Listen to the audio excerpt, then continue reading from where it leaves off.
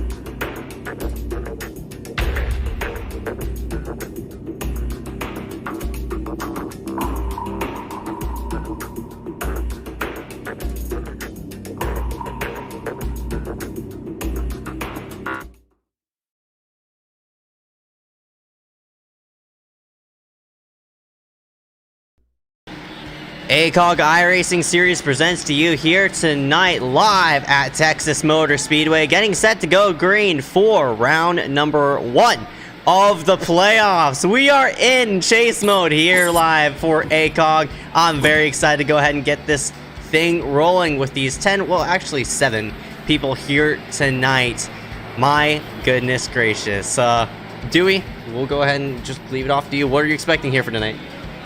I don't know what to expect tonight. I mean, we've got a couple drivers that are in the chase taking provisionals here for tonight. How rude of you to leave my name out of the commentator box. Unbelievable. Yeah, due to the Thanksgiving holiday weekend, the Chasers have the option to not race and take a provisional.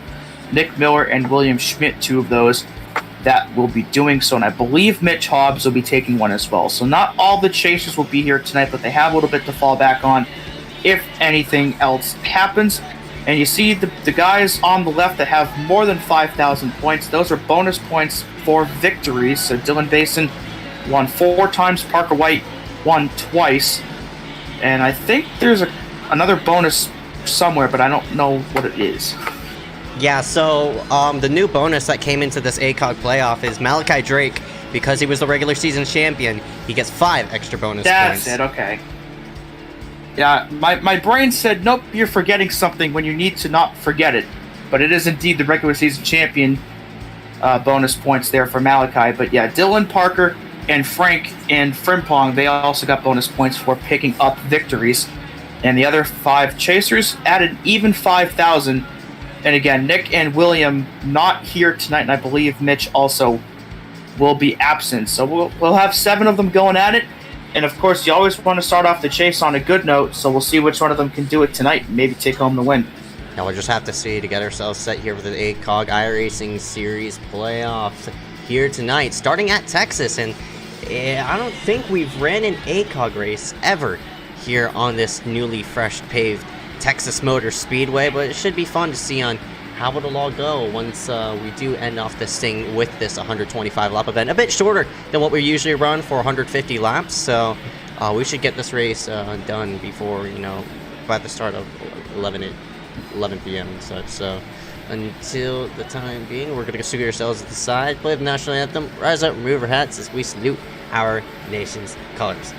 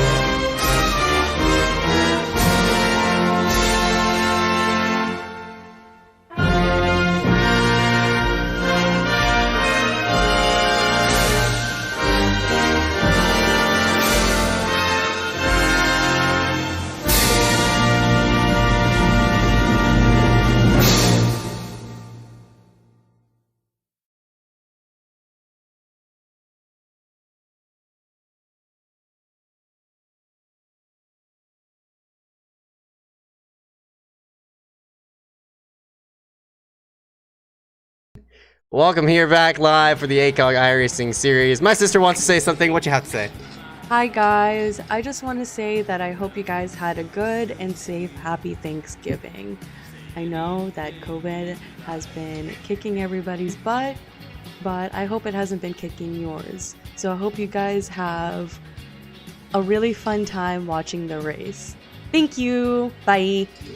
Thank you. That was my sister on the mic. She just wanted to go ahead and thank everybody and stuff like that. Thank you. Thank you. Okay, regardless, we're back here live here for the on MaxspeedTV. Sorry for that little, interval right there, but whatever.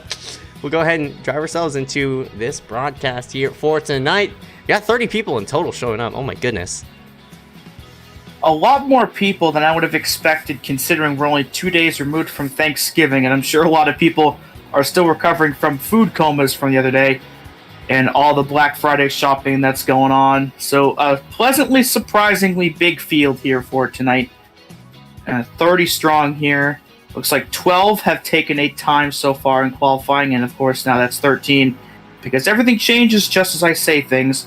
Dylan Basin, our points leader with the bonus points applied, currently on top of the board over Tanner Johnson in the 280. So it looks like Johnson, first time he's going to hit the track with the not the super speedways, but on the speedways here for tonight. Parker White going to lock himself into second spot. You got Connor Brandon there in fourth. One of the rookies, Vincent Gucci. I'm totally butchering that. I apologize about that. Number 27, he's in fifth spot. Got a bunch of rookies out here tonight, actually. Now that I look at the field, rather than showing just the top 20, we're just going to scroll the whole entire ticker there on the top side, and you're going to see a bunch of rookies. Got the 169 Alliance here. Daffin's making a return out here tonight. That's a surprising name. That 003 is here tonight. Austin Johnson, he's out here in the racetrack as well. And it's been a while since we've seen Alec Daffin. Good to see him back here tonight. Yep, that's right. Gentry is here. You got Freeman, the 226. Carson Freeman, that's another rookie. Dewburn, he's returning here tonight. Carson Bowers, Casey Drake making a return. So a bunch of people who are just scooting themselves back into the grind of ACOG and such. So coming out of the woodwork tonight. Yeah, that's right. So should be interesting to see these new names, especially coming into the playoffs and such like that. So hopefully they can save themselves out of harm's way and get themselves a good, nice feel for tonight. Yeah, a couple IceCar veterans that have just returned for the first time since the rebrand, and a couple people we've never seen before.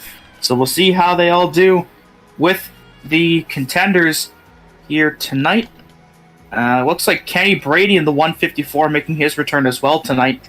P1 on the chart as he steals the pole away from Basin with about 20 seconds left in qualifying, and we'll see if anybody can take it away from the 154 before the buzzer.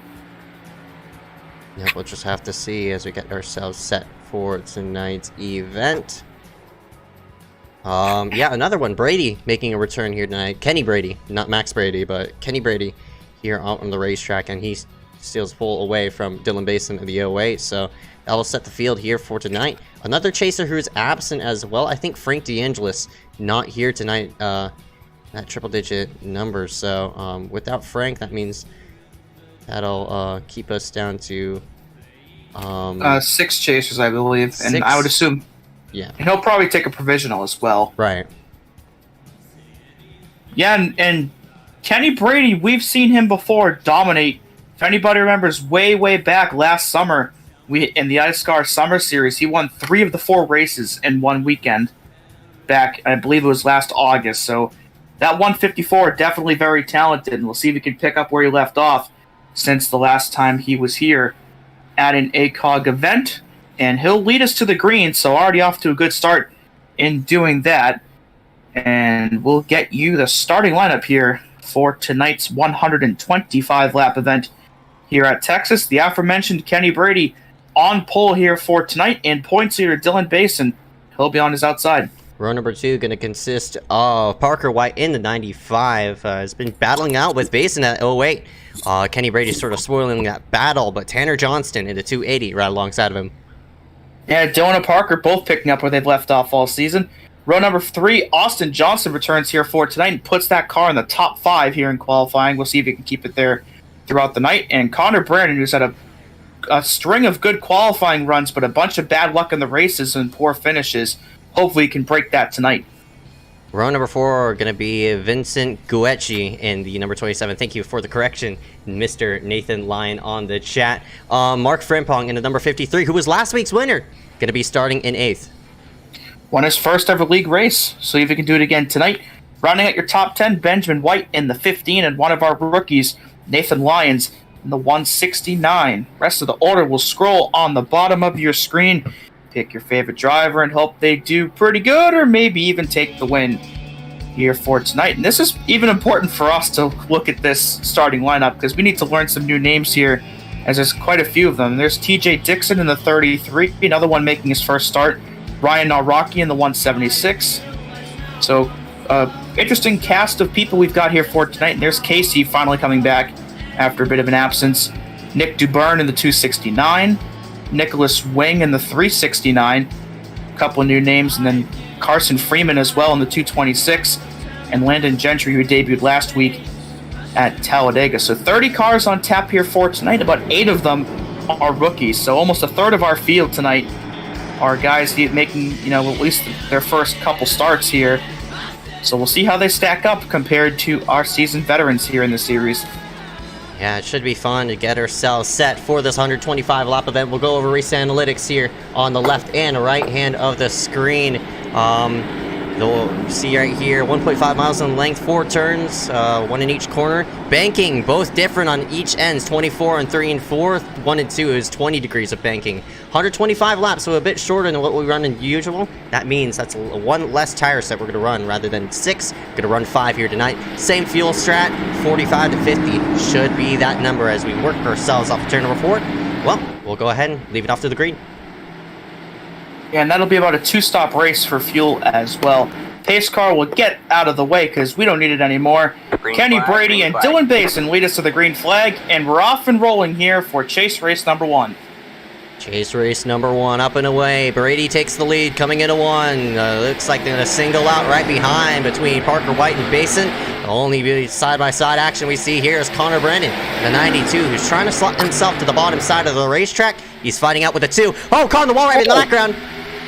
Yeah, someone slapped the wall there out at 2. That was the 27 of Guecci there, who tagged it out at 2. And we see a lot in the real-life side of things. The high side really isn't usable at Texas for the most part, but already we see a lot of guys working their way up there. So it looks like this is a much wider racing surface than we see on the real-life side of things, which is pretty cool. We've already seen some outside wall contacts, so hopefully not too much more of that here tonight. Yep, everybody just trying to get into a rhythm. Battle up front, though. Crossover to the inside. How about the 2 of Austin Johnson? He's worked himself from 3rd. Now swings it to the bottom outside of the racetrack. And Kenny Brady's going to be left in the dust for the moment. Now the car length being separated between the 2 and 154. New leader is Austin Johnson. Took him about a lap and a half to get from P5 to P1. So that 2 car looks like a rocket ship here early on. As you start to gap the 154 and the 08 a little bit. Already up by almost half a second, so Austin Johnson proving pretty early tonight. Definitely one to watch here as this race unfolds. Highest running chaser is that 08 of Dylan Basin. He's fighting out with the 95 of Parker White, who has 3 wins on his resume. Dylan came in with 4 this season, and hence why he's the points leader. Coming in here for tonight, doing a nice job and proving why he was your why he had the most wins. But Malachi Drake in that number 90 was the regular season champion. He's sort of riled back in 15th for right now, though. Yeah, he's got those 5 bonus points to his advantage, of course, by winning that regular season title. And he hasn't won this season, but the consistency is what counts. I mean, obviously winning a lot helps, but consistently finishing up in the top 5 and top 10 sometimes helps just as much. And for the 90 car, it definitely did, as it netted him the regular season title despite all those wins that the 08 got. As you have a side-by-side battle here for 7th place, or 6th rather. Cole Woody in the 74 gets by last week's winner, Mark Frimpong. Yeah, Frimpong and Woody nearly went 3 wide. They're about to go 3 wide again. That's Micah Rosero, who's making another run here tonight. So a lot of returning names here at Texas to get ourselves set off of Thanksgiving, and they're still side by side trying to get the best of each other. Gonna go 3 wide here with a 169 up at the high side. That's Nathan Lyons. And Austin Johnson has checked out of the rest of the field. He's up by over a second and a half now on Kenny Brady in the 154. So that 2 car completely dialed in so far. And for right now, it's just a race for the first loser. Woody to the low side. He shoves the nose under the 92 of Brandon. He tried to cut him off into the corner. Looks like Brandon didn't cut him in time, and Woody is flying through. Now he's knocking on the door of Parker White. And looking pretty aggressive early on as he's going to battle with the 95, one of our chasers coming into tonight. Cole had a chance to get in last week at Talladega. Unfortunately, fell just a bit short, but of course still going for wins here over the remainder of the season, and already being pretty aggressive here early on as they'll make another move on Connor here into 3 and 4. Connor making that outside line work. He's going to pinch the 95 of Parker White. They're going to go side by side, 2 by 2. Right behind is the 169. That'll be Nathan Lyons. He's going to get into the picture as well. So everybody's going to stack up right behind Dylan Basin and Kenny Brady for the time being. But Connor Brandon sort of making that outside line work. He makes it around Parker White. We'll see if he can make it around Basin. Not quite yet, but up to P4 regardless is that 92. And like I said in the pre-race, he's had a couple of great qualifying runs over the last few weeks, but he's ended up in a wreck that wasn't his fault in pretty much every race he's been in, and he hasn't been able to finish where he deserves to. So we'll see if maybe tonight's night he can break that bad luck streak and finish where he ends up starting up here in the top 5.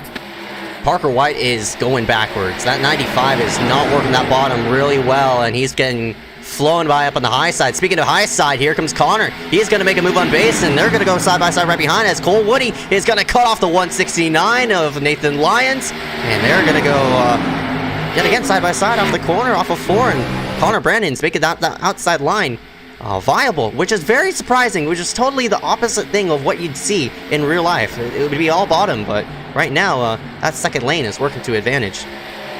Yeah, not really much of a third lane though. I mean, this double file is about the limit of what you can do here at Texas. Despite that turn looking as wide as it is, you really can't use a whole lot of it, but the stuff that you can, Connor's doing a really good job of it so far. And up into P2 goes to 92, and looks like Parker White's dropped another spot, now down to 8th place, and he might lose another one here to Miles Nelson in that 00. It's 258 of Landon J. Gentry, who's going a lap down, just works himself up high and out of harm's way. Gonna have to work around 3 wide around this triple-digit car as they work off the corner. Lots of blocking as all the way to the low side goes Brady. 3 wide, and it's Basin up on the high side. Through the middle, it's the 003, Alec Daffin. He's trying to make something happen. Yeah, Daffin started, I think, in 9th, trying to work his way up into the top 5 now for the first time in tonight's event. Currently resides in that 6th spot. Already a solid run going for him. And it looks like Connor has chopped about a 10th or 2 off of Austin Johnson's lead. It had gotten up to 2.1 seconds, now back down to about 1.9. So we'll see if that 92, now that he's in clean air, can try to catch that 2 car, who again has been just checked out on everybody so far. Car's working right up against the barrier. It's going to be the 169 as well as the 154. Brady, but he got ambitious there. Brady is still trying to saw the car straight. He finally does so, but he tagged the wall off of 4. Great save, though. He was trying to save that thing all the way through the trial bowl, and thankfully he did. And he'll fall to 5th place, but and he tagged it again, so that's going to set him back a bit more, as we'll drop a spot now to Daffin and Parker White. So our pole sitter now starting to fall through the field to the back half of this top 10, but still plenty of time to try to break the ship and get those spots back. Connor might have tagged the wall off of 4. A bunch of people are being too much with the car. It's getting tied off the corner, and now the cars are starting to slap the wall big time, and Brady just sort of rim riding, trying to reset himself and get the momentum rolling through. So Brady is falling back big time. Now he looks like an 8th. In the hands of looks like Nelson and Frimpong and all those other people outside the top 5. Yeah, I think running that high on the racetrack is only going to work really early into a run, because not only is the car going to get tighter, the tires are also more worn now, of course, than they were at the drop of the green. So it gets increasingly difficult to run up there the longer you are into a run. So at this point, now that we're 15 laps in, we've seen a couple cars already slap those turn 2 and turn 4 walls. It might be a little while before we see another car up there. Yeah, that's right. Everybody is sticking to the bottom through 3 and 4, following the 92 of Connor, but the number 2 of Austin Johnson, he is checked out. That man, ever since he's gotten the lead, he's yet to look back from it. With 14 laps so far, and now has pulled himself 2.5 seconds over that 92 of Connor. Man, he's so far ahead, he might be leading a race to Coda instead of leading a race around the track at Texas. It might just be a drag race at this point. And that 2 car, man, that thing is absolutely dialed in every way it needs to be. And that lead continues to grow, almost now to 2.7 seconds as Cole Woody right on the back bumper now of Brandon in the 92. And the 74 looks like he's going to take a spot here into 1, and there he goes to the bottom. To the bottom side of the racetrack goes Cole Woody, and the 92 Connor Brandon is going to have to yield, or at least try to, as they say, side by side off the corner. Bason's going to be jammed up in the process. He's going to go with Connor up at the high side. They go side by side into 3. Can Connor get clear? Woody looks like no, it's not going to happen. Woody got tight into the corner, but Bason's going to have a run on the high side. That 08 might get the spot on the 74. Oh, nice move there by the 08. Perfect crossover out of turn 4, timed it perfectly, and he'll get 2 for 1 here from 4th into 2nd place. And we saw Parker White earlier in that run drop some spots. Here he is, right back up towards the front again. Back up in 4th place and trying to get 3rd away from the 92. And I'm not sure where he got the rear end damage from that I just noticed. It looks like Connor has a bit of rear end damage as Parker. He hits the throttle very early, noses under that 92 in the center of the corner. So Connor looks like wiggled just a bit. He's going to cost himself 2 spots. And now Daffin in that 003 is into the picture as well. Yeah, Connor's going to drop 3 spots there in a lap from P2 down to P6. So 4 spots actually. So we saw Parker fall back a bit earlier. Now it's the 92 that's going to slip towards the back half of the top 10. Still a good run going for him so far, as Austin Johnson will come out of turn 4 to complete lap 19, now up by 3 seconds over Dylan Basin, as we're now about halfway into this first fuel run. He's doing it perfect. That number 2 of Austin Johnson, he looks picture perfect out in the racetrack. What he doesn't want to see is a caution. I mean, you wouldn't really mind a caution, especially this early in the race, but with this big of a lead, he wouldn't be pleased to see one. Oh, you might get it there. Big contact right behind. This is around where Malachi Drake is. Looks like he got into the backside of the 00 Miles Nelson. Looks like they got tied off the corner, and man, that 90 has a ton of damage now. Yeah, you can definitely see the nose of that car definitely scrunched in a little bit. We'll see how much that affects him aerodynamically and if he lost any RPM as a result of that. But that is not a good start here in the early going for our regular season champion. Still comes in at tonight, I believe, 4th in the standings, but not ideal, of course. Big hit into the outside wall! Whoa! Caution is out, car upside down. That is the 6 of Max Zurich with contact from TJ Dixon. Ryan came in the 11, gets into it late, as does the 88 of Mark Austin. And that 33 got hooked straight into the outside wall, and the 6 went absolutely flying. That was nasty. Wow. That has to be one of the nastiest wrecks we've seen of the season, honestly. That 6 was huge. Yeah, that was brutal. Very violent accident here down the back straightaway. Lap 22 into the books, and we see our first caution. Whoa. We're going to have to say, looks like this... Oh, he had help. Or the 33 got into the back of the 6. And was this retaliatory? Oh, goodness. Oh, man. You're paid the Hits price the inside wall, goes right up and over, and flips the car over. Oh, and there's Kame getting into it. And... Oh, the 88 just spun coming in to the scene. Yeah, he didn't slow down enough. Yeah. Man, that was vicious. We're going to have a look at it here from a different angle. Because the 33 definitely got into the 6 there. So I'm not sure if this was Urich trying to retaliate or what the deal here could have been. But... Bang, right there. I mean, that was... a nice save, though. Yeah, it would have been fine. But then Urich, obviously not in the racing line there, and he hooks the 33 right into the outside barrier, and Urich goes for the wild ride. He paid the price more than, what he wanted to give to the 33, and tough break for Kame as well in the 11. Just couldn't get it slowed down in time. And Austin just didn't really slow down much at all. And by the time he did, it was too late. So a vicious accident here on lap 22 puts us under the yellow for the first time here tonight. Most of the leaders down pit road for 4 tires in fuel. And just like that, Austin Johnson's 3+ second lead is tis a memory now. All right, so gonna line it up again. Looks like the 11 at Kame stays out. I'm pretty sure he's gonna be a wave around. Looks like Brandon disconnected as well from the top 10. Not sure why. Yeah, so like Brandon's out.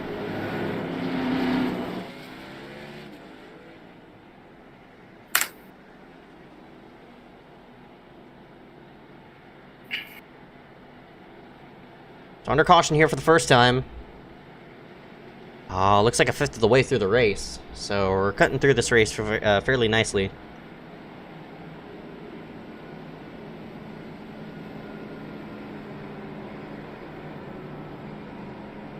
We're left with, looks like 22 cars out on the racetrack. Actually, 22 cars on the lead lap. Kame's a lap down. Yurik's done for. TJ's unfortunately done for. Brandon looks like he's done for. Brady disconnected, and as well as Drake. Bowers and Freeman. Carson Bowers and Carson Freeman. Both Carsons did not start here. That one 26 and the 226. Yeah, still a decent chunk of cars out here. And again, like I said in the pre-race, considering this is Thanksgiving weekend, I'm surprised that there are this many people here tonight. But still a good chunk of them remain. As Austin Johnson, who started 5th, took the lead on lap 2, and has not looked back since. Had that 3+ second lead before the yellow came out, but now have to fend off Parker White and Dylan Basin upon the restart. That 2 cars looked really, really good so far.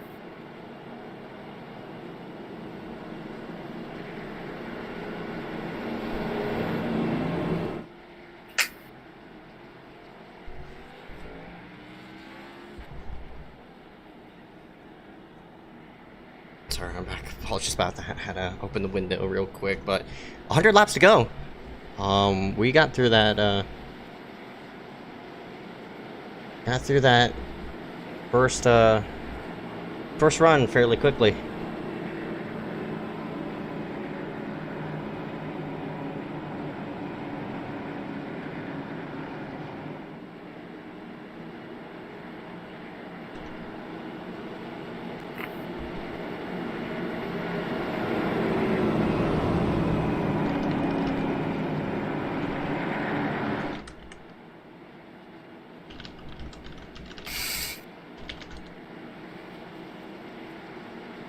Line it up, double file. You got Johnson, Austin Johnson, Parker White, Dylan Basin, Alec Daffin, Cole Woody, Mark Frimpong, Mike Mercero, Tanner Johnson, Sir Tajman, Harry Grindle, rounding out the top 10. Haven't talked about Harry this whole entire race. Here he is in that number 70. Currently running 10th for right now. Hopefully it didn't jinx him or anything like that.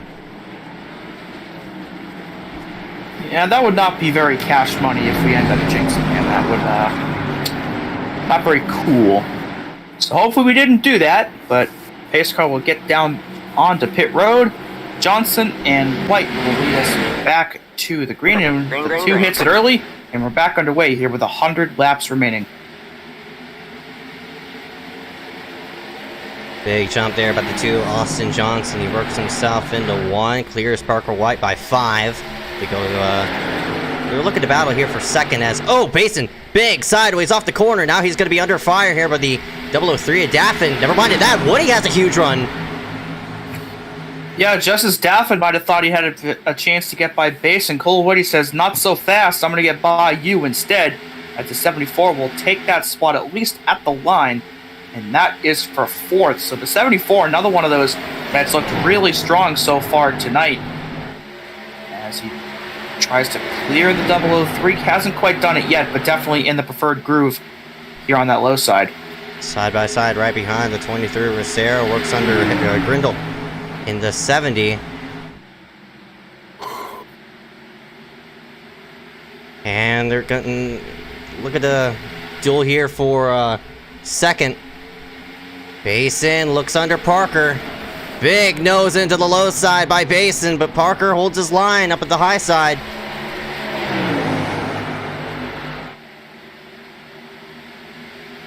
Oh man, they're cutting each other off big time back there. We will have a spin. Oh, yeah, spinner down the back. Looks like they got it going though. That's the 27 of Vincent Gucci. And he keeps it going. That looks like it was a single car spin.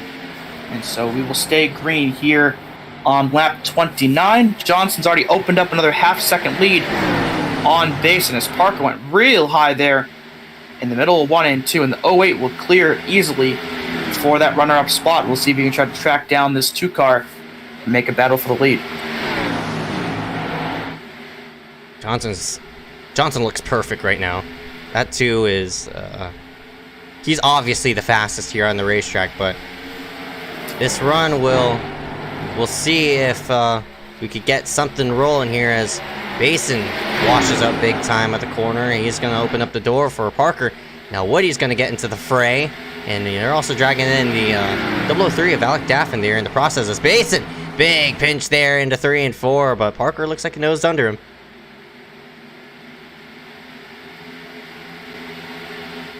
These Xfinity cars are very sensitive. Everybody, oh my goodness. Parker and Basin they're playing with fire right now.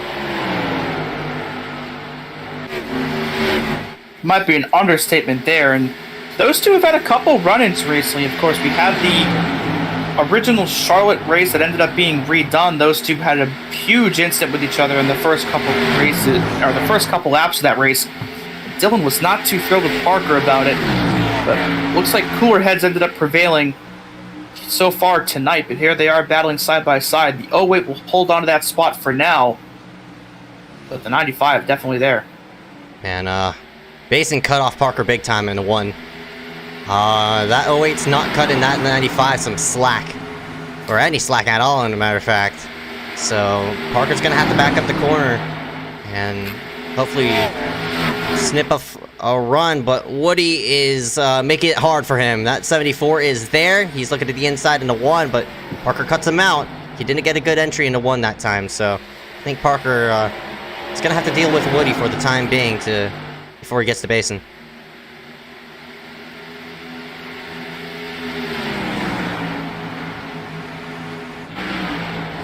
Big battles happening right behind as well. Sir Tajman on the line. Looks like you got Harry Grindle. The 15 of Benjamin White. He's also in this mix. Christian Visconti. And Nicholas Wing, who's making his first start here tonight in that 369. Glad to see him currently running 13th as of right now. Nicholas Stu Byrne, one of our rookies here on the racetrack. He's running 14th as well.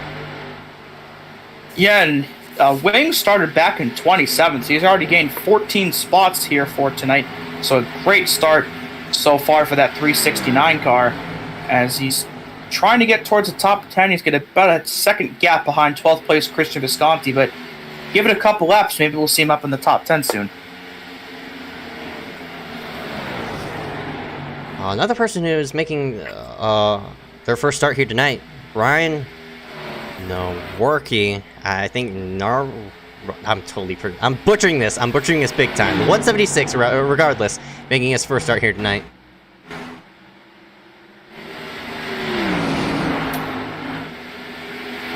One car on the pit road out of harm's way, looks like. Not sure who that is. Looks like it's Ryan Kame in the 11. He works himself on the pit road. Yeah, he was involved in that incident back on lap 22.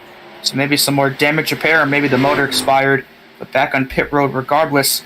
Already a couple laps down, I believe, as Johnson has now opened up a 1 second lead over Basin and the rest of the field. But Basin and Parker White still within reaching distance of each other, as is Cole Woody in the 74. All 3 of these cars pretty much evenly spaced as of right now, and they've been all over each other pretty much since the restart. So we'll see which one of them can get enough of a run here to maybe get by the others. So got a spread range from 1st to 17th, all spread out with 10 seconds. After that's another 5 seconds to that 176. It is Ryan Nowotny, and got Gentry and Vincent Gueccia also back there, 18th through 20th. So top 17 so far, still lined up, but we're starting to spread out the field big time. But there's a big line of cars right behind Tanner Johnston in that 280. We got Frimpong here. Looks like a move being made by Sertaj Mon to the low side of that 23. Oh my goodness. Close quarters there, as this is 7th through looks like 13th, all in line here through the front stretch and into turn 1, and near contact right there. Oh, there's contact right there. Yeah, they had contact again. I think that was Grindle and Grindle. That's right. Yeah, and down the back, side by side, is that 70. I can't tell who that other car is there. It's Benjamin White in the 15. Looks like Christian Visconti also in this mix as well, but that was a big save there by the 49ers. Sertaj kept it straight because that 70 ran over the 15 and the 1. Same situation what we saw with Yerrick and TJ Dixon. Yeah, and we saw how that one ended, so hopefully we don't see that again tonight, as the end result of that contact was something, to say the least, as we'll complete lap 39 this time. So despite the one caution, these laps have been flying by pretty quickly, already a third of the way through tonight's event and about halfway through the next fuel run since the leaders pit on that caution. Battle here for second, heating up. It's going to be between this 08 and 95. Dylan Basin and Parker White pull themselves forward. And we'll have to see on, who comes out up top of this battle, but it seems as though the faster car is that 95.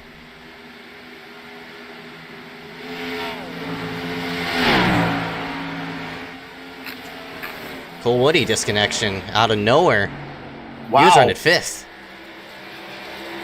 And that will put Tanner Johnson in the 280 up into the top 5. I'm not sure where Cole went, but that car was really fast all night, and just like that, out of the running. So another contender like Connor Brandon done for the night here on lap 42, and that will shift Daffin up into 4th as well, and it will shift Benjamin White now in the 15 into the top 10. Big line of cars back here for 14th. It's Nathan Lyons, got Dubern here as well, and it looks like the 90 of Malachi Drake. Seems as though that damage that he received through that turn 1 and 2 incident seems as though it's affected him big time. So Malachi is struggling big time through this race on 43 right now, looking to survive.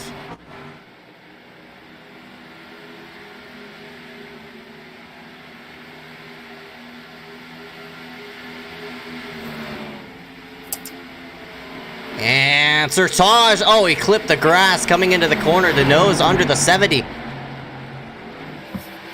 Gonna cost him some time. Ambitious move, didn't quite pay off though, as he will slide in behind the 70 for now. And he's now going to come under attack from Benjamin in that 15 car. But they all slot back into line right now. This is 5th through looks like 12th, all in order here out of 4. The closest car is out on the racetrack, as everybody else looks like they're pretty spread out for right now.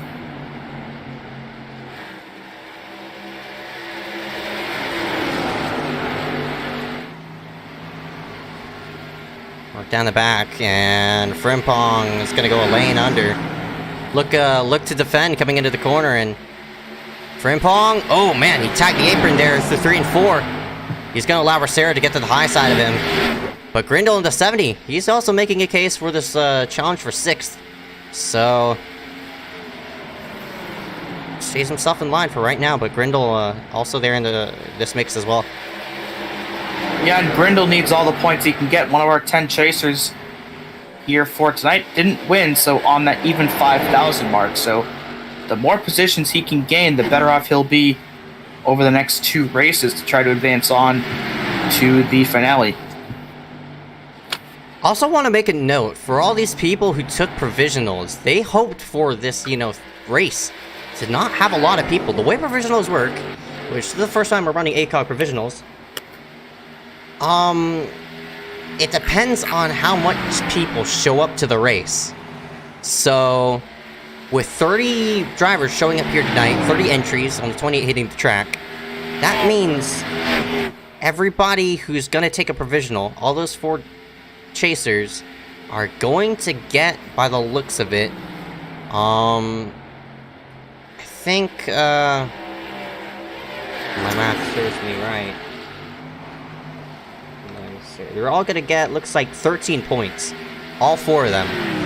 That's not a lot of points. I expected that number to be way higher. I expected that to be maybe around the 20s, or maybe 30s. No, I wouldn't say 30s, that's really stretching it, but I'd say 20s.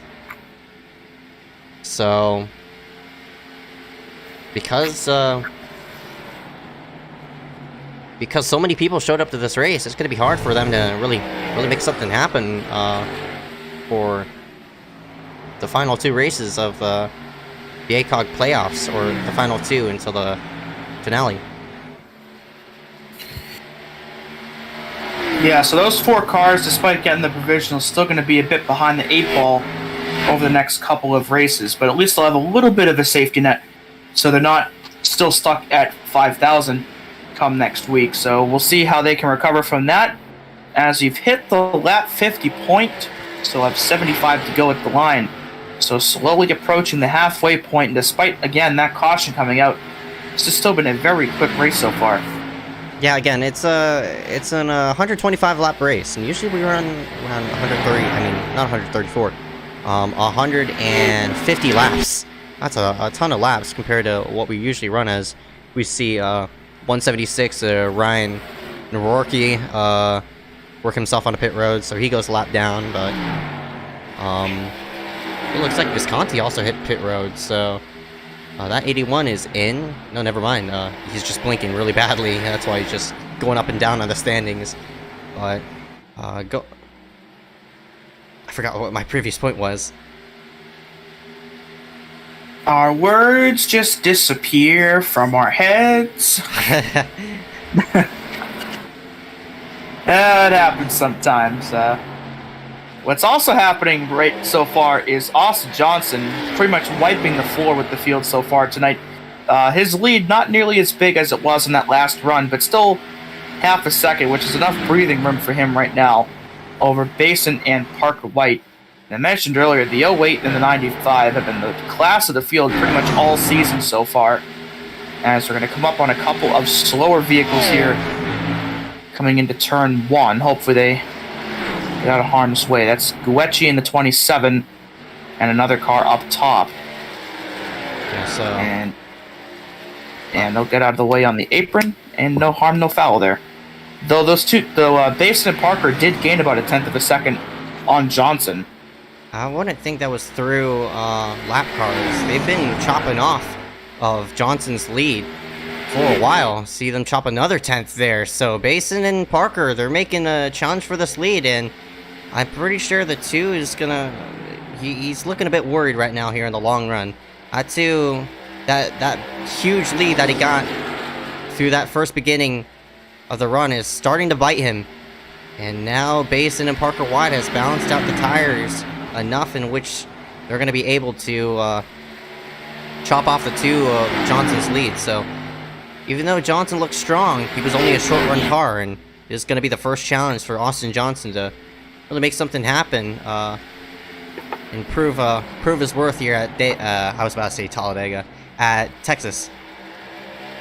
Certainly doesn't help, of course, that Dylan and Parker have had the added benefit of being in each other's draft throughout this entire process, and Johnson has not had much by way of slower traffic to get any draft off of, so that's also helped them catch faster than they otherwise would have. But definitely still looking like a shorter run car for the 2, as we'll have 70 to go at the line, and I would expect within the next lap or 2, Dylan will be right there going for the lead.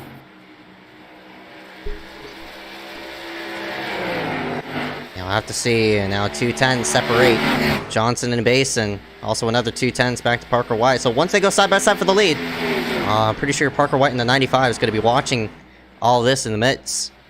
And either might fling at 3 if he has the chance, or follow through Basin to pick up second spot.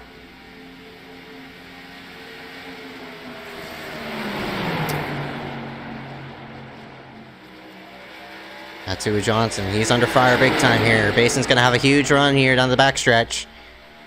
I don't think he's going to be able to nose into the low side unless he shoves it big time. Carlings separate these two. Yeah, all 3 of them now under a blanket for that race lead. And of course, Dylan won the last time we were at a 1.5 mile track, and that was Charlotte last weekend in the rerun of that race. And he managed to stretch that fuel to the end and ran out on the last lap, but made it to the line victorious. So trying to go back-to-back here on the 1.5 miles, does have a big run on the bottom here on Johnson. So you got to look at those beautiful grandstands there into turn 3, as Parker will go with Dylan, and out of 4, it'll be Basin taking the race lead away, and Parker and Austin will go at it for second.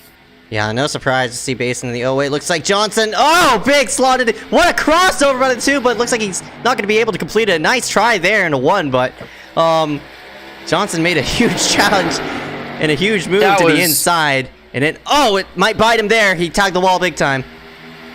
That was a really ambitious move, though, and it almost worked, but it's going to end up costing him second place in all likelihood, as Basin will at least clear these 2 for now. And these 3 cars are 5 seconds ahead of Alec Daffin, so it's these 3 and then everybody else so far. So it's been pretty much a one-sided show here with this top 3 over the last 15 or 20 laps. And we'll see if that can continue here for the remainder of the night. Basin, new leader here in that 08. We'll see if Parker White can mount up a charge and challenge for that spot. We'll have to see as he works himself through the corner. And looks like Johnson's going to take the time to swing it on the pit road. Oh, he locked it up big time. Yes. Hopefully he didn't speed, but all that time he lost must have been a signal to him to hit pit road. And we're hitting that fuel window now. Of course, he went back green, I think, on lap 25 or 26. And here on lap 61, our third place car will pit after about 36, 37 laps out on the racetrack. So that fuel window may have been a bit over what it actually is, unless this is a short pitting strategy there for the 2 car. But time will tell here with that one, as we'll go a lap down to our race leaders. Yeah, Johnson is a really strong short run car, so gonna opt a short pit here and hopefully maybe catch a caution or such. So we'll have to see on how that'll all work out for that number 2, but this time he has to balance out his tires. Can't really push that run like he did that previous time, so we'll have to see. Up front, though, no surprise to see Basin and Parker White yet again. These 2 have been going at it for the whole entire season, basically. They finished 1 and 2 about how many times? 5, 6 times. It's almost like a weekly reoccurrence to see these 2 battle it out. Literally been the story of the season between this 08 and the 95. And I wouldn't be surprised to see these 2 of Basin and Parker work themselves into the final 4. It will be a huge... Oh, caution's out! That's huge for the 2 Austin Johnson. He is a lap down, and multiple... actually, a lot of drivers laps down. That was extremely well-timed for Austin Johnson, as we'll get a look and see what happened here. Don't really know yet, but second yellow of the night here on lap 64. Been a relatively clean race so far, and we'll see where it happened. Oh, man. Wow, that was a big hit for Sartaj. And those 2 got into it last week at Talladega, so I don't know if that was a bit of payback or what, but Miles Nelson and Sartaj were not happy with each other after last week. Yeah, it looks like Miles saying over the radio, "My bad." So it would obviously 00's fault, just sliding up the corner. I'm not sure if No, looks like coincidence there. Yeah, just bad coincidence there. Hard hit there for the 49. That's about as big of a hit to the outside wall as you can take here. And that is not good for Sartaj. And will likely end his night. And so not payback, but definitely coincidence, since those two did have that run in last week. And this will bring Basin and Parker down pit road, and most likely the rest of the leaders that had yet to come down. And a big break for Austin Johnson, as he won't have to push that car at all, and we'll go right back to green with him having a really good short run car. So I would expect him to probably pull away a little bit when the green gets dropped. So everybody from looks like 13th on down are lapped cars. Actually 9th on down were lapped cars. All these drivers are getting the wave around, so that means pretty sure gonna have to see well, we'll have to see. I'm not sure if the 2's gonna cycle the lead. Most likely not. Looks like Johnson's back on pit road, so he's gonna use up another tire set. Yeah, it didn't work out for Austin Johnson's favor. Yeah, we thought it would, but guess not. Mitch Hobbs does confirm a provisional. So that's, I believe, 4 now. 4 chasers that will be taking one tonight. It'll give them a couple extra points since they're not in attendance.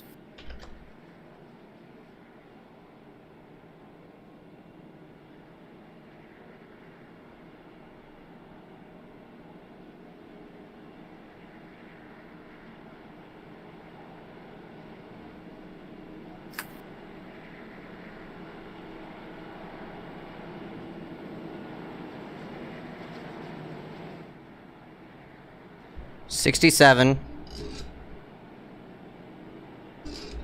I think, no, it's not halfway. If it was a 134 lap race, it would be halfway. Well, we're past halfway. Yeah, we're past halfway. Well, I think we'll have 58 to go next time by. So, still not good on fuel to the end. These guys will have to make at least one more stop before the night's over. We'll see if anybody decides to short pit or stay out a bit longer, and when exactly those stops will be made. To Austin Johnson. Actually, now that you mentioned it, yeah, it looks like we're gonna have at least one more stop. So, looks as though we saw drivers pit around their lap 40-ish mark. Maybe they could have stretched to 50, but now, since there's only one stop, you're gonna have a bit of leeway with this run. It looks like we're gonna get the green with 57 to go. Now the question comes: do you want to either A, stretch out that, take a gamble to split the run halfway, or stretch that fuel out on the way, so you could just reassure yourself to not go a lap down with the caution coming out like that. We saw how much a short run speed is. I mean, Austin Johnson that too. He's led a majority of this race, but unfortunately just used up his tires there for the long run. So if I were Johnson, I'd take the gamble to maybe split the run in half and hopefully come out victorious. Yeah, we'll see how it goes for him.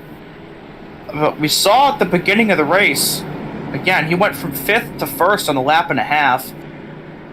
Looks like he's going to restart in 8th, though it'll be on the bottom since it looks like he came back down to top off on fuel.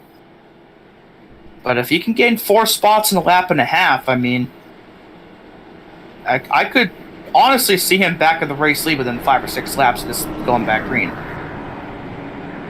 I mean, his car is that good tonight. But we'll see if he can do it. Here we go. Pace car gonna work itself on a pit road. Now just joining us here live on a MaxspeedTV ACOG iRacing series. Gonna go back green here with 56 or 57 laps to go. Basin hits stalled early, and looks like Parker's going to be able to slot to the inside for second. He'll be side by side for third, and it's Grindle in the 70 making a nice charge. Yeah, up in third place as of right now. And I'm looking towards the back. That black car on the high side, that's Johnson. I think that was Visconti. They got super wide out of 4, and they're swerving all over the place. That was actually Nelson in the 00 that immediately dropped like a rock down the backstretch. And now all of a sudden, just like that, Johnson trying to get back into the top 5 as you see Nick DeBurn in the 269 get a bit sideways there out of 4. And just like that, in one lap, 8th to 5th for that 2 car. So back on the offensive already, and we'll see if we can get up to the lead here pretty soon. We'll have to see.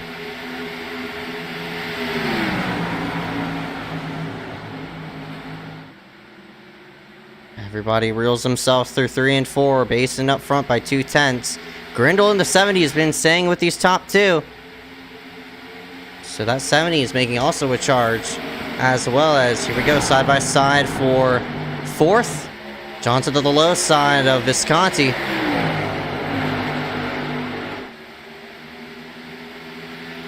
Oh! Hard hit! Somebody, I think that was a 27? Second time that, he slammed the wall. No caution, though. That's the second time Wow. that no caution's been called like that. Second time it's been for him as well. He had that single car spin very early on in the race, but man, that was a huge hit back there, and that'll likely be the end of the road for Vincent Guecci here in tonight's race. Back up front, the top 3 are pulling away a little bit now from Austin Johnson and the rest of the field, but again, we've seen how good that 2 car is on short runs, and looks like he's already trying to chop into that gap he has between himself and that 70. Here we go. Into 1. Parker laid the bumper to that 08 Basin, but couldn't make something happen there. The 70 of Grindle is going to have a huge run on the 95.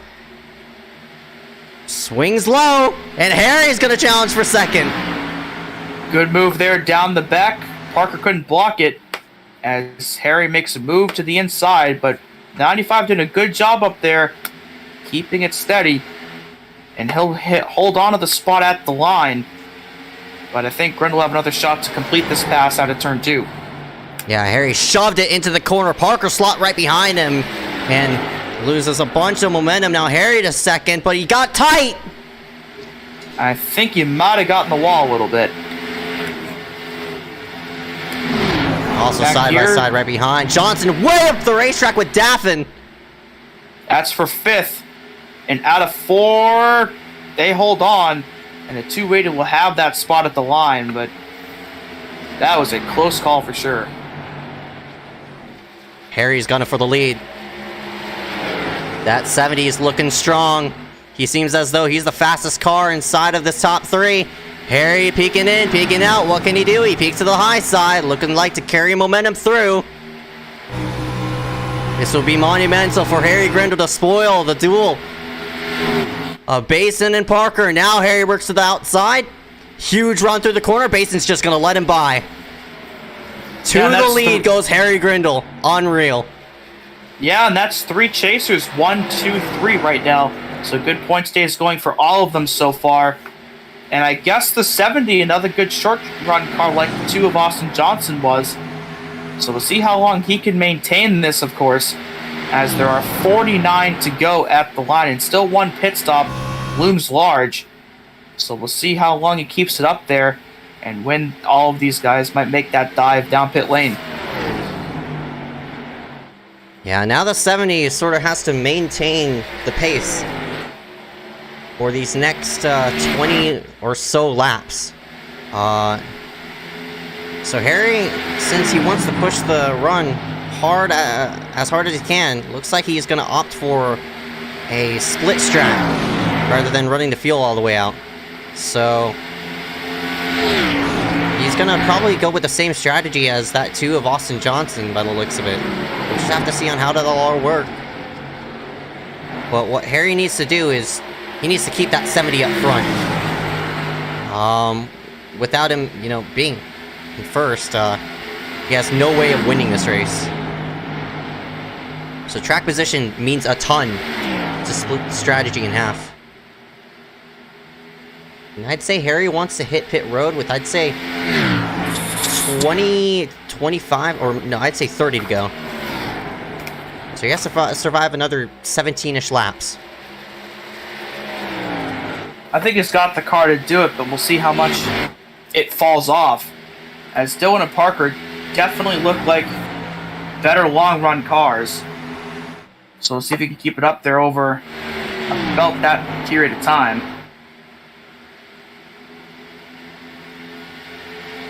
And I'm surprised that Austin didn't gain as much on these top 3. He got from 8th to 4th, and then he's kind of stalled out a little bit and hasn't made up the rest of that time. He still sits about 1.4 back of Harry, so maybe he might have used up his tires a bit too fast, but I think that 2 car to get back into this might need another yellow to come out. Or B, he might have learned his lesson from that first run and sort of laid it back for the time being. So maybe that 2 of Johnson, he's sort of waiting in the distance to sort of push the run now. So we'll have to see how the 2 of Austin Johnson's situation will fare out to be, as Grindle seems as though he's starting to fade back big time. I expect Basin to take this lead here in a moment.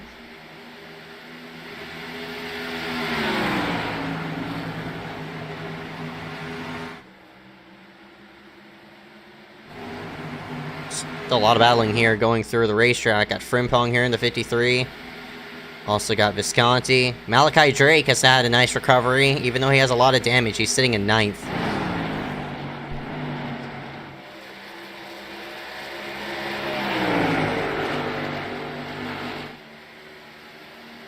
And Basin's coming.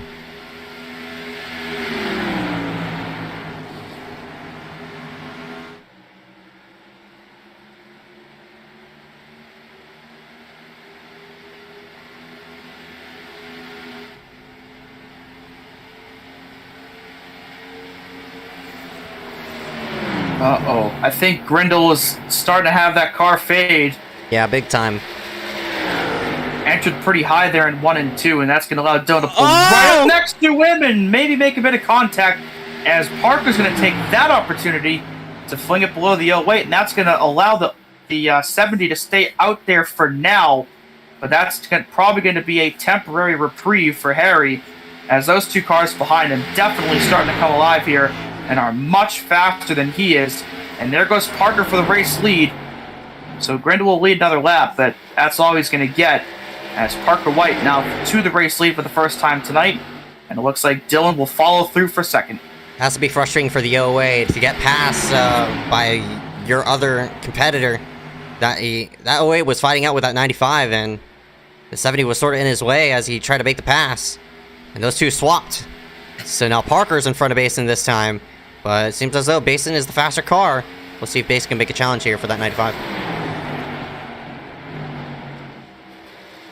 Now we'll see how aggressive Dylan decides to be here, because I could see him also laying back and maybe waiting a while before making a move, but I could also see him making the move now and trying to hold off Parker before pit stops. I mean, this could go either way, as we'll have 40 to go at the line, and I still wonder when each of these cars are going to decide to pull down pit road, because if this thing goes green all the way, I think whenever the pit stop happens, is going to decide who ends up winning the race.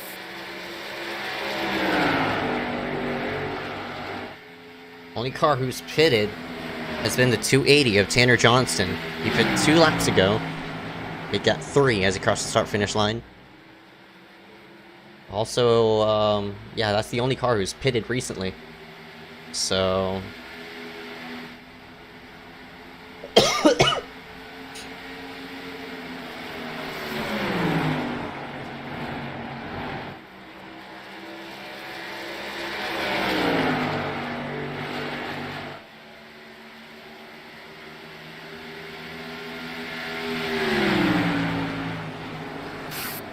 Basin, still knocking on the door.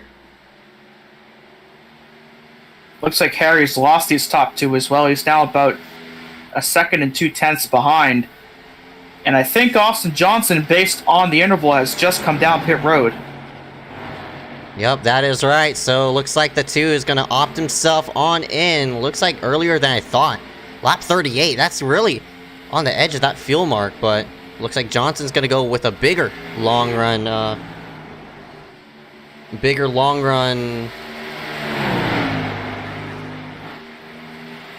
that's strategy. interesting.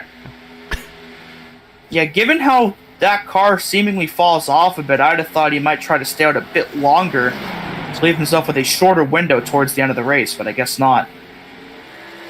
Yeah, he's cutting the fuel mark very short there. I'm not really sure if Johnson's going to be able to survive with that strategy, but it didn't play out well for those guys at Charlotte. I remember somebody tried short pitting it, and they eventually got past. Didn't work out as Basin ended up taking that win, but... Oh wait, doing a fine job for right now. Yeah, I can't remember who that was either, but it did not work out for them at all, and Dylan ended up coasting it on fuel to the end to take the victory. We'll see if he can do it again here tonight. But still has to get by that 95. Has 34 laps and a pit stop to do it. And again, these two have they've battled all season. They traded victories over the first couple weeks, had a couple run-ins. They've been two of the fastest cars week in and week out. And now it's crunch time in the late stages of the first chase race. Both of them up there in the points. We'll see which one of them can outduel the other here over these last handful of laps. So we'll give a bit of an update as another car hits pit road. Looks like the 169 is on in. That's Nathan Lyons. Rosero looks like pitted a lap ago. Looks like Frimpong also pitted as well. So seems as though there's definitely some people who are going to opt for a split strategy here.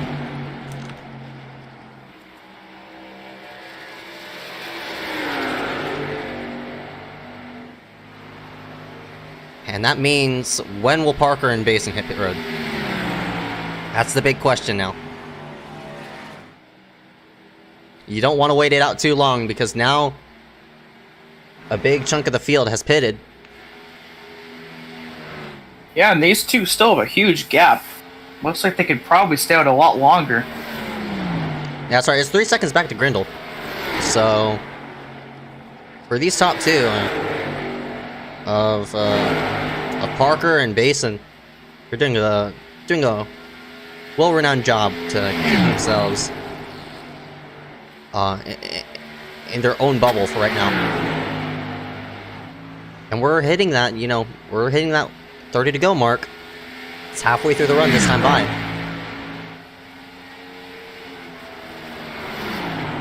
We're probably going to see more people hit pit road. I would imagine so.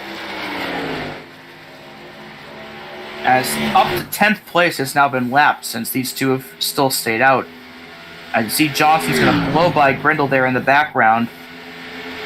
Not for position, since Johnson is a lap down from pitting.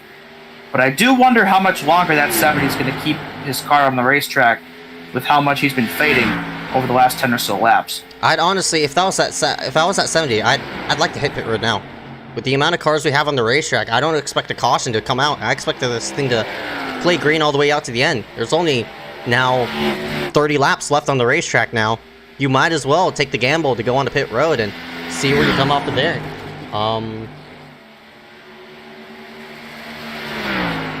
We'll have to see, though. We'll have to see. And it's also interesting because not everybody is coming down at the same time. to a Johnson. He was in pit road like about 8 laps ago. Johnston in the 280.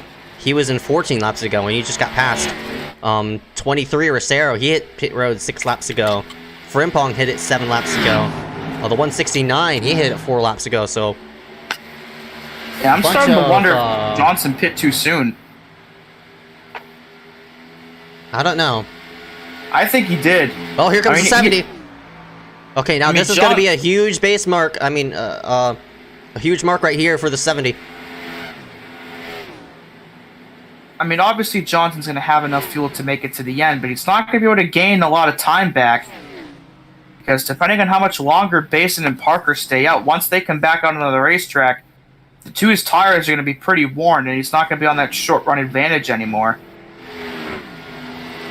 So we'll see how it works, but I don't know about that one.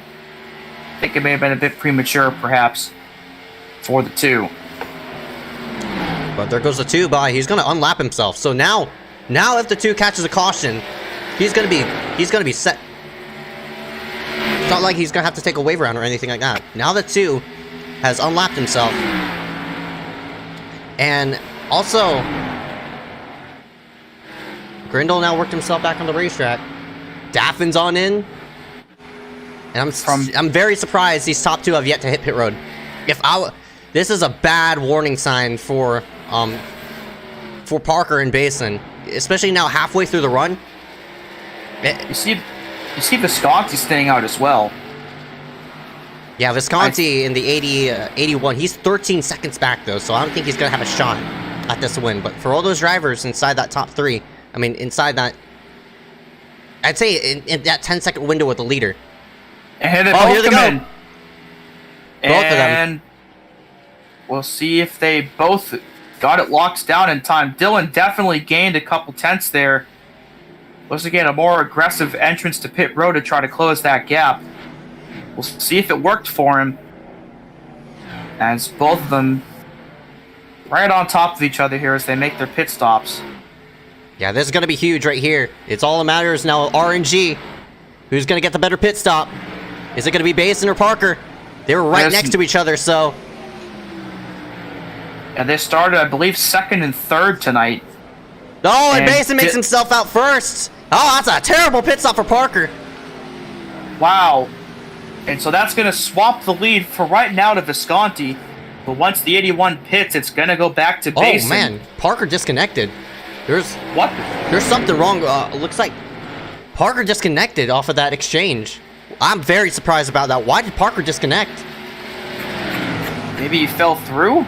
No, it was Was it manual? Yeah, manual disconnection. Wow.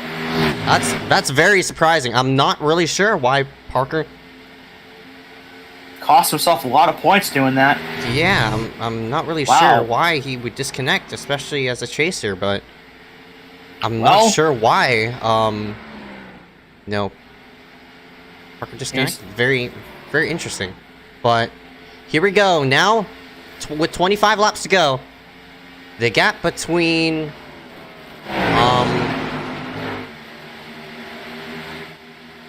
here's where things are going to get interesting. So the gap between Basin and Austin Johnson right here is going to be the name of the story. So you're going to have at least, by the looks of it,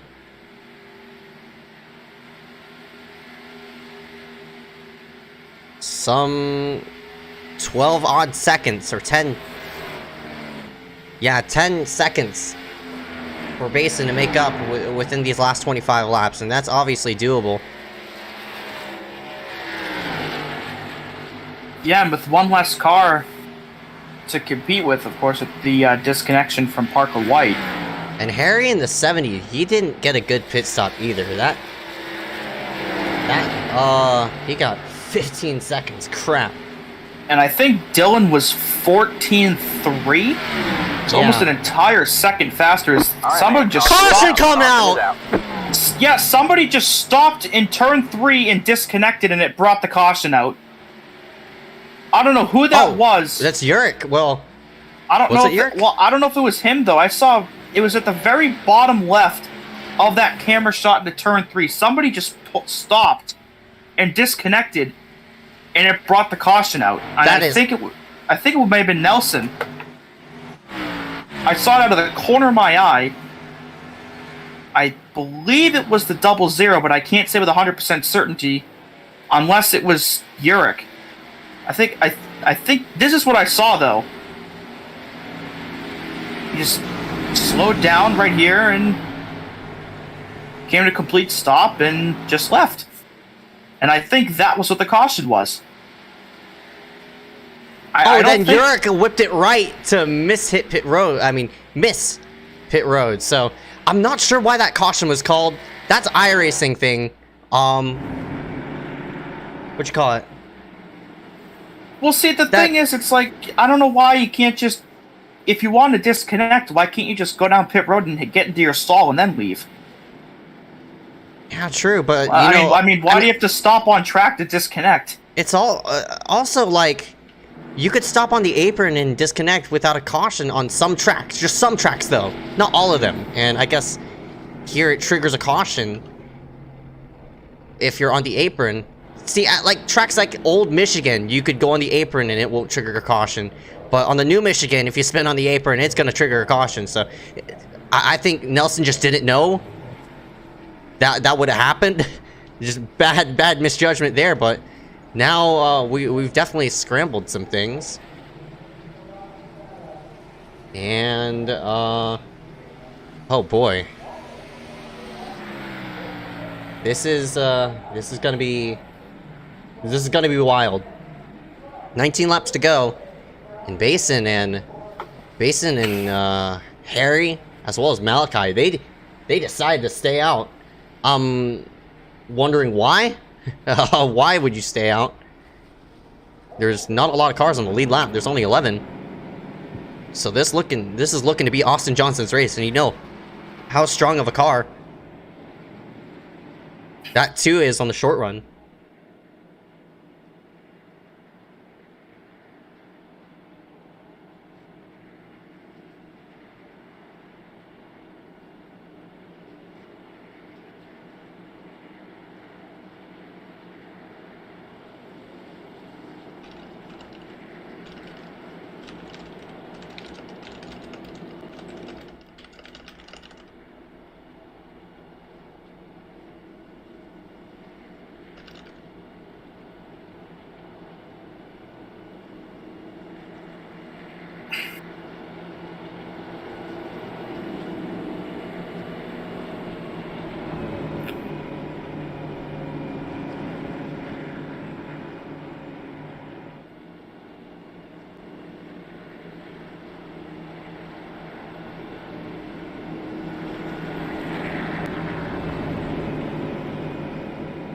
This is looking to be a bad situation for Basin, though. I mean, I don't know. There's 18 laps. I don't know. There's 18 laps left, and they stayed out with 5-7 lap old tires, and with everybody else now on new tires right behind, they're gonna get swamped. This is not looking good for this 08 of Basin, but he's pulled off impossible things. We saw him at Charlotte, but here at Texas, it's based off the tire differential and such. It's looking very bad for Basin. I don't think Basin is going to come out here victorious unless he catches a bunch of cautions. He needs to catch as many cautions as he can during these final looks like 15 or so laps. So it's a bold move for sure. I just don't know if it's going to work. Yeah. Still 18 laps left. I mean, or take the green with 16 laps to go. So it's going to be Basin, Grindle, Daffin, Drake, Rizzero, Johnson, Frimpong, Visconti, Johnston, and Wing. Your top 10. And the funny thing to me is Malachi was one of those that stayed out much longer on that run than everybody else did. And we know Malachi to always do a strategy a bit different than everybody else does. And we hadn't really seen him up front all night. And now, with coming to 16 laps to go, He's going to restart in the top 5. It seems like every race we go to, Malachi always finds a way to be up there when it matters at the end. And just like that, again, after running about 10th to 15th all night, sits 4th, coming to what could be the last restart of the night. And not only that, like, he's damaged as well, but he has new tires. That 90 has new tires. If he gets a good enough jump, he might, you know, be able to hang on with his top 3. Then he's going to fall off. So this 90 has a good shot to finish inside this top 5. And we'll have to see on how it'll all work. But all no matter how Basin interprets this restart, there he goes. And looks like Daffin did get himself going in that 2 of Johnson. He's going to go under for 3. 3 wide into 1. This is what Johnson needs. Harry drops 2 spots. He goes nowhere, and that's why that 70 should have taken tires. Johnson, big move. He slides up in front of Daffin. He goes to the low side. Oh, he tried coming out. Here we go. Oh, Daffin. Big move by Daffin. You think he washed up a little bit there, but Austin will clear regardless. And now the 2... Oh, no, he didn't quite clear him. As around goes Frimpong down on the pit road. He saves it, kicks one of the cones, and he's going to merge back up to the hill, and ended up getting into the 169 of Nathan Lyons, and that will bring the caution back out. And I'm sure Frimpong did not mean to do that, but with the way he spun onto pit road, he could not stay down there. He would have gotten a penalty, and it would have lost him too much time. Tried to merge back up, but unfortunately, Nathan Lyons ended up being right in his way. Reminds me of the wreck in iScar back here a while back with Joseph Costello. Same situation, Costello just trying to merge back onto the racetrack. As the cone goes flying there, and again, if he went down pit road, he would have gotten a penalty, so he can't do that. And did everything he could to merge back on, and missed every car except the 169, who I think actually didn't hit anything besides Frimpong. Love it when the camera does that. That's beautiful. Thank you, and camera. Get a beautiful shot here of pit road, exquisitely paved. Down to like the wire right there. That pit road looks amazing. Oh, it is unbelievably cool. Yeah, the 169 did back into the outside wall a little bit, and he might have gotten the wall again there into 1. But he might be okay. Might have to get some optional on this pit stop, but yeah, definitely not what Frimpong intended to do, but he kind of, I mean, given the situation, he kind of had to do that to keep it out on the racetrack, and just ended up missing all but 1 car.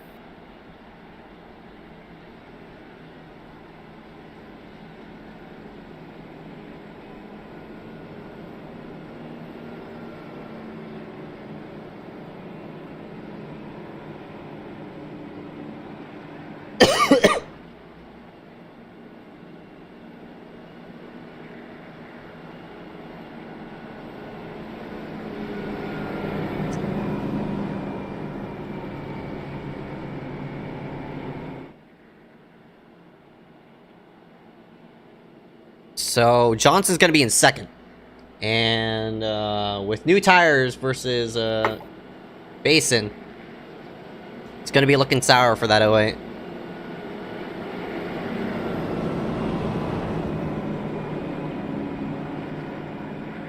And the next driver with new tires is Rosero, who's back in 5th. So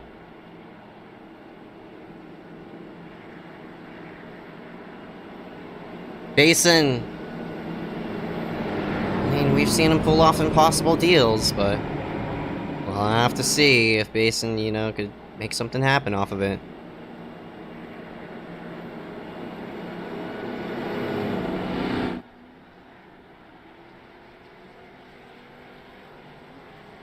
Alright, double it up.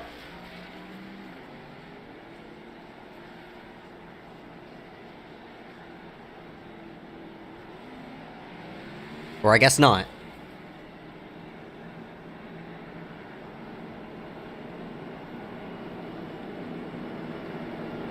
I think everybody's caught up, so...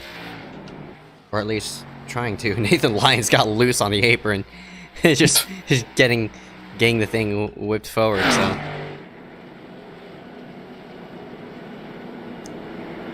thought we would get the one to go, but I guess not.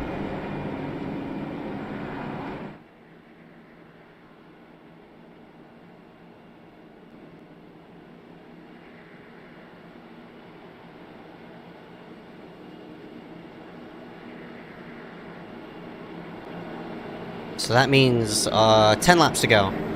So that's even better for Basin, since there's not going to be a lot of laps left now. Yeah, less laps is going to have to hold off Austin Johnson and company. So the more cautions for Basin, the better. But at this point, I think Johnson's going to want this to go all the way to the end green, since he has so much better tires now than Basin, and the short and the fact that his car is just so good on these short runs.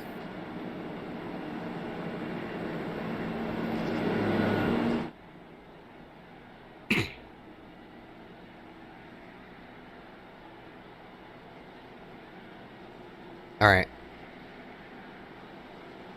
11 to go. Want to go at the line.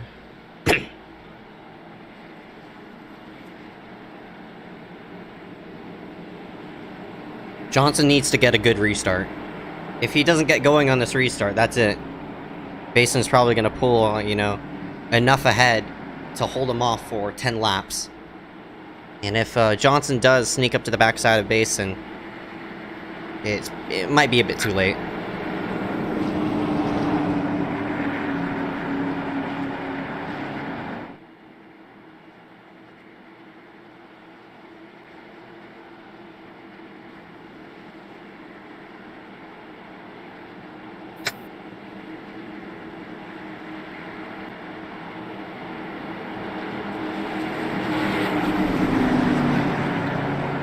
Here we go.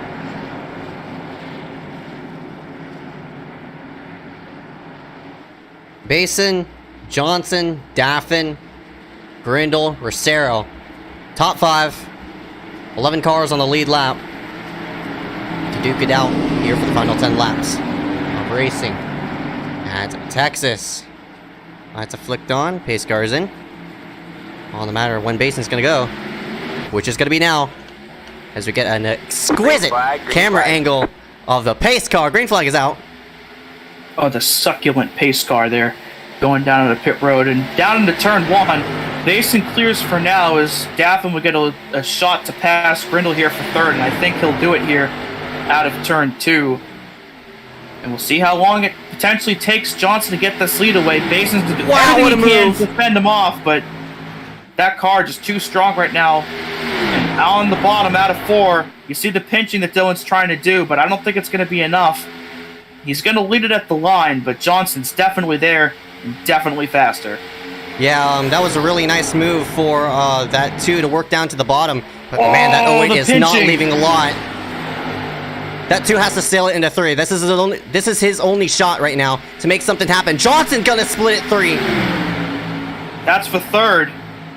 And looks like Johnson, he's not going to clear Basin, but he's definitely got the advantage now. There he goes. Now he does. Look at them right behind. Out of 4. Johnston went way up the hill, but held on to it.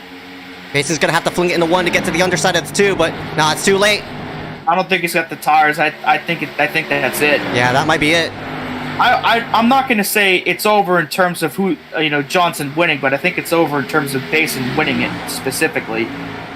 Yeah, having stayed out. Yeah, the next car with tires is this 280 of Tanner Johnston. So Tanner works himself for the third. Yeah, he's coming, and also Rosero's here too. So could be the Johnson and Johnston show here pretty soon. What the? Oh, what the? Caution is back out as Vincent Guecci, who's 38 laps down, was upside down at the pit exit. What the? What? What? No! Did he hit a car too? No, Rosero! Oh my gosh, did that really just happen? Wing. I mean, he's just trying to work himself down low, and he caught the tires! He caught the tires at like the worst angle. I mean, I should not be laughing, but you've got to be kidding me, right? No way. Like, he's just trying to move out of the way of the leaders, and the man catches the worst angle Oh. of the... Holy crap.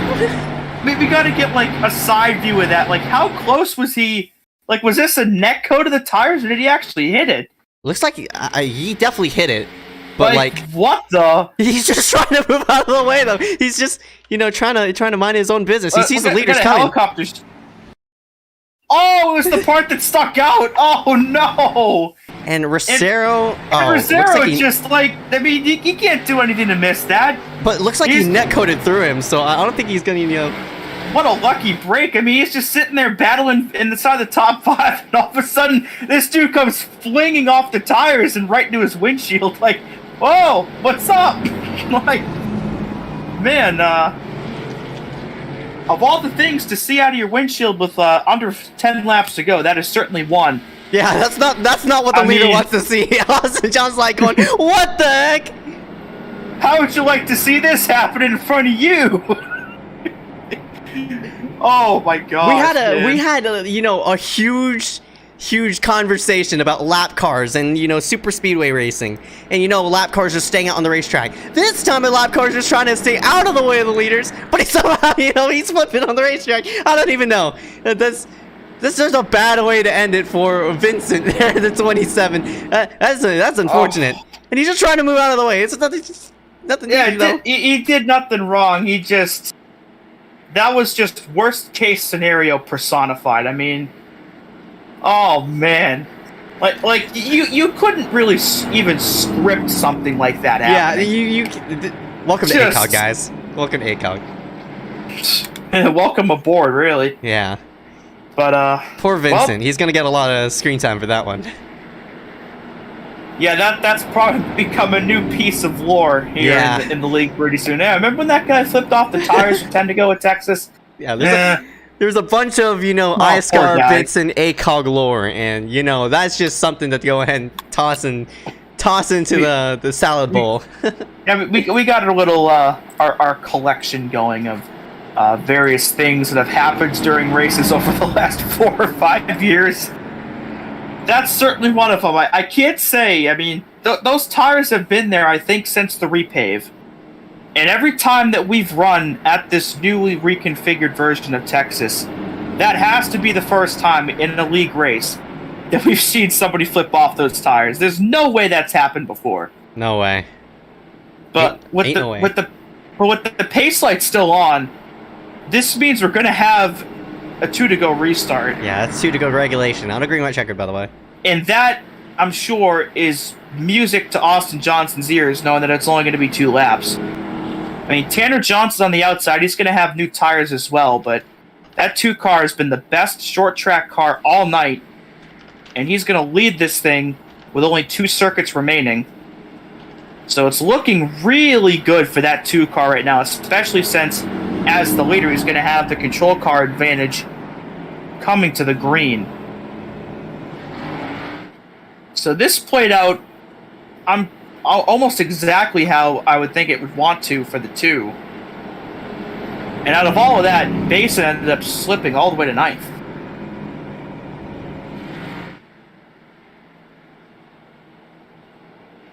My goodness. I've seen everything today. Besides, like, the things on iRacing, this has been a wild day personally as well. And, you know, add on to this. My goodness gracious. That's just a summation of Ezekiel Reyes' Saturday. 3 to go. Right now. 2 to go regulation. So, quoted for green white checkers. And now Johnston in the 280. He also hit pit road recently. Who also hit pit road is the 08 of Basin. Basin decided, oh, I might as well hit pit road off of that and see where I come out of. He comes out 8th. He's the first person with tires. Visconti and Grindle, as well as Lyons, also took tires. So Lyons got the wave around like he needed to. He was 1 lap down when he got hit by Frimpong, so he didn't get the wave around there, but now he's on track to, you know, have a 1 in 12 shot of winning this thing. Okay, hopefully, no more shenanigans. Just sum up this race. I've seen too much.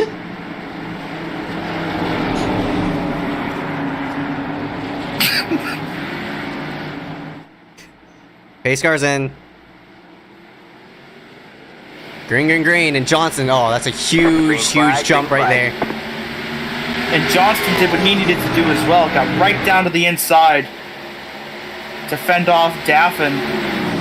But, I mean, with only 2 laps, it's going to be really difficult for anybody to get by that 2 car. But Johnston's keeping up, though. Oh, yeah, he got a nice run through 1 and 2. This isn't over yet. Oh, it's not over. Johnston, I mean, he's there. Frimpong taking a look for 5th on Malachi into 3 as well. Johnson worked up high. He's looking for a run. He got one there. Oh, did he ever? White flag at Texas. Can Tanner Johnston pass Austin Johnson here? Into 1. He's gonna have to is really like way send low. it Yeah, into 3. he sent it into 1 and 2 that time. Oh, it looks like he got tight. Oh, it's still not over yet, though. Yeah. He's got 1 shot into 3 to really send it in, as it's blocking down the back between Frimpong and, I think, Dubern. Johnston couldn't get the bite there into 3, and out of turn 4 as there's a big crash further back. It's going to be Austin Johnson that takes the win here at Texas. Had the best short track car all night long, or short run car rather, all night, and survived the last 2 laps to pick up the win. And I believe led the most laps as well. A great job here tonight for that 2 machine. And in his first race back, he emerges victorious. Yep, that's right. How about that, number 2, Austin Johnson. Woohoo! That's great for him, and that number 2, I mean... Johnson, came up short at, I think... Came up short at Daytona in the first event, but here tonight looks like gonna rebound, and that too is looking to burn it down here tonight at Texas.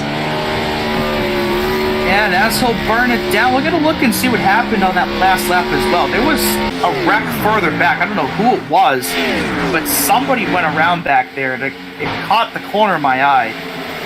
I believe it was one of these 3 white cars, either Basin, Frimpong, or Malachi. But Frimpong had a nice move there on the 90 here down the backstretch. And Basin made a move, and Frimpong blocked big time here into 3. And so somewhere here... No. Oops. Oh, it was Basin into Malachi. Oh, and that was a big hit for Malachi, and that's going to cost him some valuable points there on the last lap, as it dropped him out of the top 10. But unofficial results here, Austin Johnson, your winner here tonight. Tanner Johnston, best finish here in ACOG in 2nd. Alec Daffin, Michael Rosero, and Mark Frimpong run at your top 5, so Frimpong ends up being the highest finishing chaser here tonight. Nick Dubern, Nicholas Wing, great pair of finishes there for 2 of our rookies. Harry Grindle, Dylan Basin, and Nathan Lyons round out your top 10. Visconti rounds himself out 11th. Drake, who wrecked on that final lap, is going to be 12th. Parker, Nelson, Guecci, Sertaj, Yurik, White, Nowurki, and Gentry rounding out the top 20. And the last couple cars, or actually the last 10 cars, Cole Woody, Ryan Kame, David Bachman, Mark Austin, TJ Dixon, Connor Brandon, Kenny Brady round out the cars that started, and then Casey Drake, Carson Bowers, and Carson Freeman did not take the green tonight. So that is your 30-car running order here after 125 laps. Austin Johnson is your winner. Congrats to him once again. And we'll be back here in just a couple of moments for post-race interviews.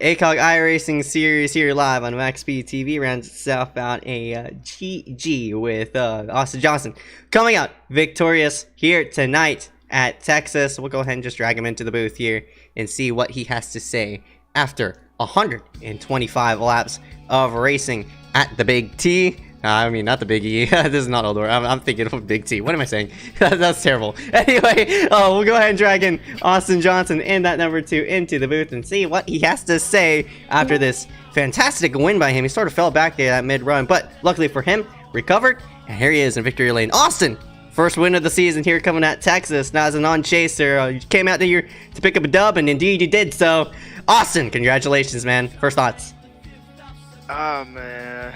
It was good to win. I did not want to save a single bit this race, so you can see, you probably saw that. I just was driving it, and it worked out in the end. I mean, I started saving the mid run, but Parker White and who else?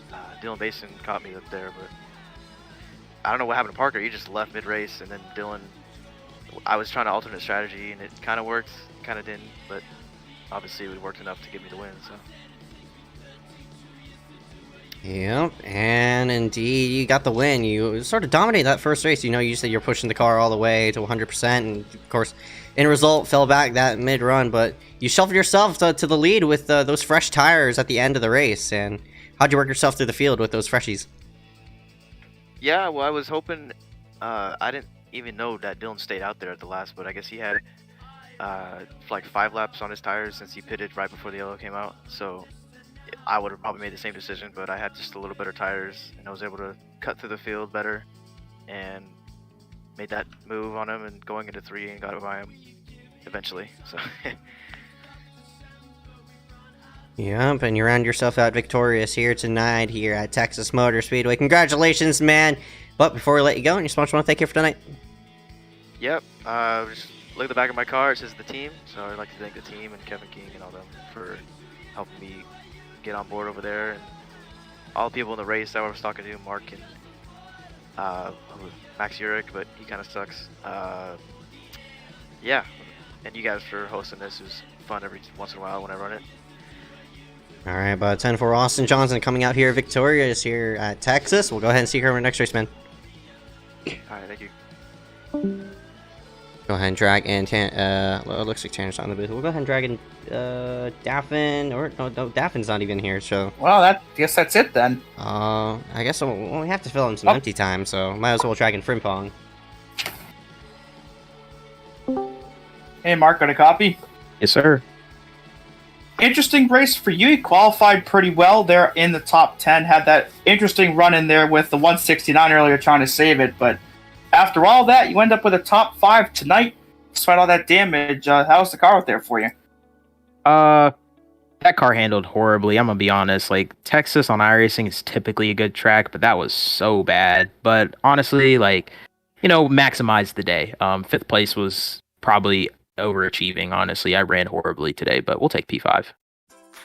Yeah, and with all the trouble the other chasers had, you ended up being the highest finishing chaser here tonight of the ones that showed up. So that's going to put you towards the top of the leaderboard. How's that going to put you towards those next 2 races to try to get yourself in the Final 4?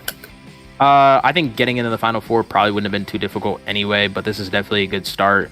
The next tracks are like Phoenix and Vegas, I think, or something like that. I'm not really a big Phoenix fan, but we'll make that work. And then Vegas is, 1.5 mile track, pretty cookie cutter, so I think that'll be a good day. Yeah, and a good run at a cookie cutter tonight, so hopefully that'll repeat itself for you in a couple weeks' time. But before I let you go tonight, any sponsors you want to thank here? Yeah, Austin Johnson. He makes my paint schemes typically, and really happy to see him win. I know that he runs up front all the time in this league and just gets wrecked by hacks, so it's good to see him win finally. And then Max Urich, he sometimes has my paint scheme for the non-custom number paint, so thank him as well. And also all the people we were in the Discord with, Liam, Spencer, Dan, Kevin, Max, Austin himself, and for a little while there, Anthony was there, and Max Brady as well. We were just all, having a good time watching the race, and for those of us in the race, having a good time racing. So, yeah. All right, Mark Frimpong, P5 here tonight at Texas. Hope to see you back here for the rest of the season. Yeah, we will be back. from pulling on the right foot here tonight at Texas. We'll have to see and how his chase hopes will file in here for the time for the next 2 weeks. So until next time, Dewey, any last second comments? Well, I gotta say it was a pretty interesting race, and good to see Austin Johnson in victory lane. I'm not sure if he's ever won here in ACOG/IceCar outside of the Endurance Series, so good to see him have a great run tonight and come out on top. Congrats to him once again, and we'll be back here tomorrow night for the Super Speedway Series, which will be back at Daytona.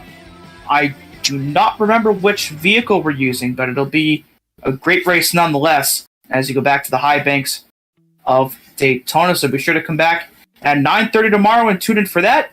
But for now, for Zeke Reyes, I am Dewey Schramm. Thank you for watching.